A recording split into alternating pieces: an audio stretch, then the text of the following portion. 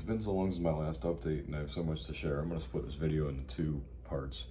So this first part here is going to cover this side of the layout from, I guess, the Brockton, the New York side of the layout. Starting over here with BM Tower. You'll see here that since the last update, it has a brand new lighting package and an interior as well. So on the tower itself, I added 3 exterior lights. Oh, camera's not focusing, there you go. 3 exterior lights, there's 2 right about here, and there's 1 on this side. And on the interior, there's 2 bulbs on the inside. There's also a fully detailed interior in there as well. BM Tower, I believe, is an Armstrong plant. So if you kind of look in here, you see I have very crudely modeled Armstrong levers. I have an operator in there. There's a ceiling, some walls, and a floor. And on the outside of the tower, I added this train order stand, which I custom made. It's a Walther's HO, I think it's HO. Walther's HO light attached to a 3D printed pole, and this is just some piano wire I bent to get into the right shape.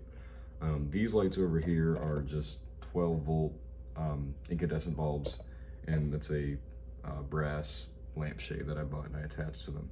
And it came out really nice. I really like the idea of having lights in the structures, and since I've done this, a lot of structures and things like that have incandescent lights just like this, and it really adds a nice effect for nighttime running especially. So I think this is looking really good.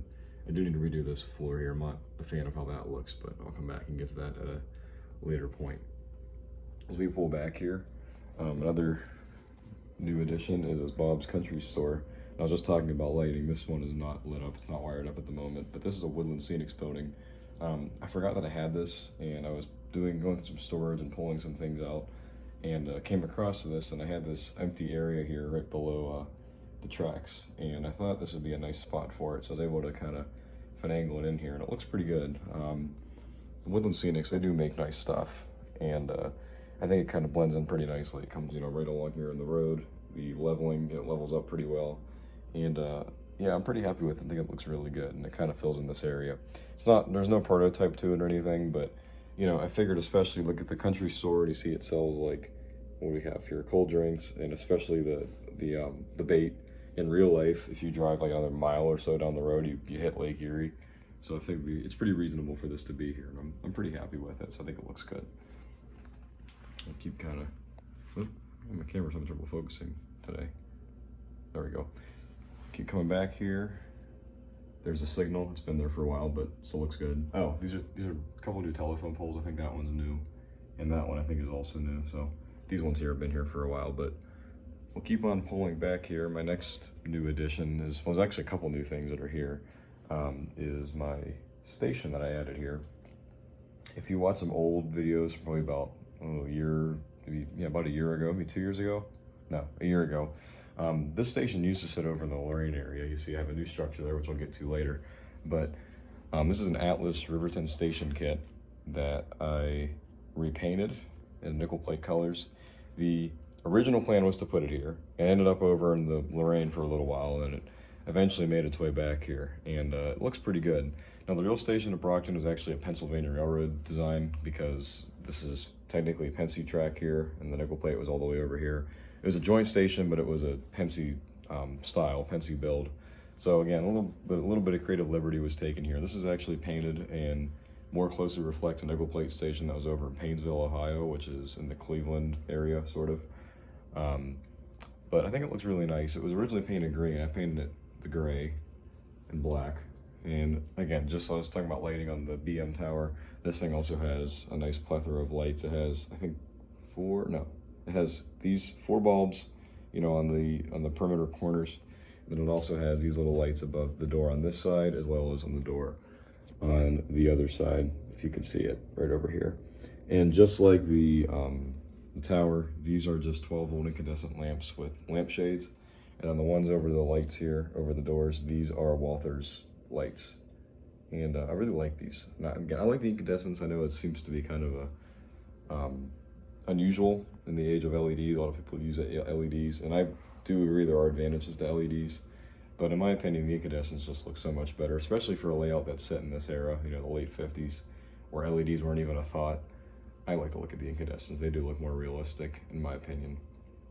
Now I did have to build a little extension here to fit the station. It's too wide because this is the original length here. You can see it wouldn't fit. So I did put a little extension here, and it came out pretty good. Also, I added fascia to the side of the layout as well. This wasn't here last time. I still have to have the skirting, that's coming, but with the fascia and everything, I think it looks really nice. You know, down over here, I did a little more scenery to this building here. I think actually, if you can see, to show the Pensy heritage, there's a little Pensy sign just above that light bulb there. Again, another lit, it's a Walthers light. The road is finally all done, all painted, all scenery around it. A couple areas need touch up, like over here, you know, and like down in this area, so I need to touch up, but I think it looks pretty good. I'm gonna finish this crossing as well, but this scene is, for the most part, fairly complete. Mine's the trees. And actually, while I'm thinking about it, again, I just kind of do these off the top of my head. I just kind of think of things. I forgot to mention all the new trees here. These are all Scenic Express super trees. I bought these back in the fall. I bought like a big kit. I bought a gigantic box for like $100. And I've been wanting to add these for a while. So my local hobby store had a bunch of these. So I just bought the whole box, like $100. And there's no flocking on here yet. I'm waiting for well, it is summer. So once with the warm weather now, I need to get the super leaf material to go on here. But you see, I have a couple nice big groves of trees around here, over that area, and a whole bunch down over here. And I think it's gonna look really good when I get these all done. It's really, really gonna tie the layout together. So right here, they're just kind of sitting here temporarily, and they're pretty much quasi out of the box state. I did modify them slightly and pull them apart to get the accurate tree size, but this is pretty much how it's gonna look, just sans the green. So I'm pretty happy with it.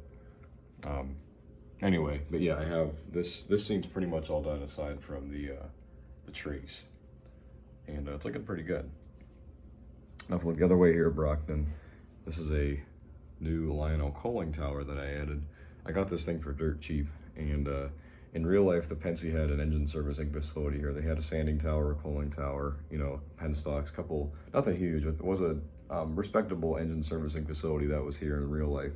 Because going south out of Brockton here on this is called the Chautauqua branch, there's a pretty steep grade as it climbs away from Lake Erie. So obviously I don't have room to model the engine facility as much as I'd like to, but I find this coaling tower is a pretty good stand, and I got it for so cheap, and I do like the look of the old concrete coaling silos, and it all came pre-lighted, again with those wonderful incandescent bulbs, and I think it looks pretty good here. I added a bunch of coal spillage and things, and even actually between the rails, I added a bunch of coal, and yeah, I'm pretty happy with it. I also added a little bit of weathering to it. It's not my greatest weathering job, I'm not gonna lie, but I don't know, it looks better than just a clean structure. These things were, you know, pretty seldom clean back in those days. So that's kind of like a crash course on what's new on this particular side of the layout. I'm gonna do another one here in a little bit to show the Lorraine side, the Ohio side, but I think it's everything I can think of. So I'll share a little more in the coming videos. So thanks for watching.